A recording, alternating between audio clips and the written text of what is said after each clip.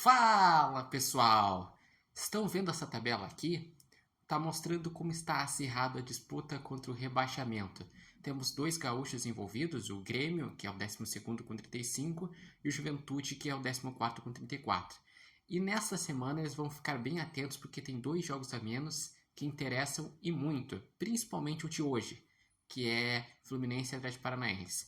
Por quê? No momento, o Atlético Paranaense é o 18º com 31 e o Fluminense é o 15º com 33. Se o Atlético Paranaense ganha, fica o Corinthians com 32 em 18º, empurra o Vitória para dentro da zona de rebaixamento com 32 em 17º, o Fluminense seria 16º com 33 e o Atlético Paranaense seria para 13º, porque ele passaria por Juventude e por Bragantino no critério número de vitórias.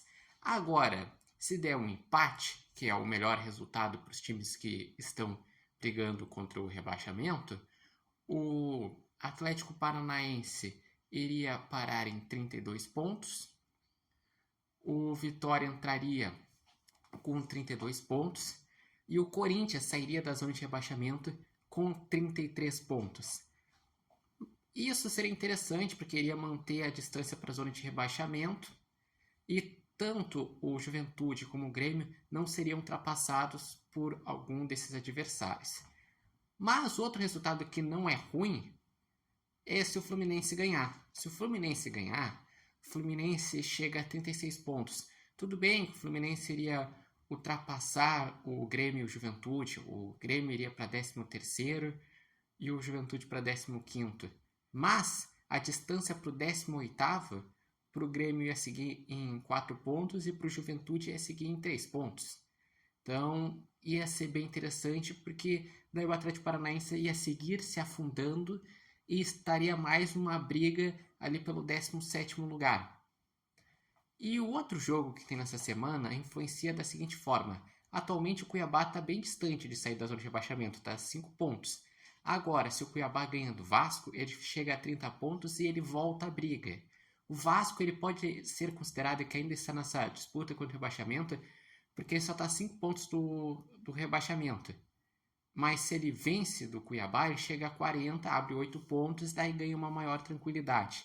Então, é muito importante Grêmio e Juventude acompanharem os jogos, principalmente o jogo de hoje, e também fizerem a sua parte. Mas, como o final de semana não foi bom nem para Grêmio nem para Juventude, Grêmio que perdeu o clássico Grenal e Juventude que perdeu por 5-3 do Palmeiras em casa, então é preciso ficar atento. Ficar atento que quando tu está brigando contra o rebaixamento, o importante é quem está dentro da zona de rebaixamento não cresça.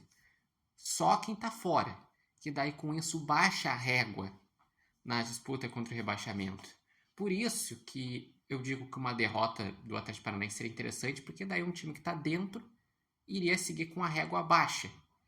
Agora, se ele ganhar, o Atlético Paranaense ainda tem um jogo a menos a fazer. Um jogo a menos contra o Atlético Mineiro, que provavelmente vai acontecer em novembro, na data FIFA. Esse jogo, que vai ser o último jogo a menos do campeonato. E eu gostaria de saber de vocês, olhando esses times que estão nessa tela, quem vocês acreditam que vão ser rebaixados no final do campeonato? Como que vai ficar essa disputa? Porque olha só, no momento é Vasco, Criciúma, Grêmio, Bragantino, Juventude, Fluminense, Vitória, Corinthians, Atlético Paranaense e Cuiabá. Ou seja, são 10 times brigando contra 3 vagas, ou se a gente descartar o Cuiabá, são 9 times brigando contra 2 vagas. Então tá bem acirrado essa disputa contra o rebaixamento.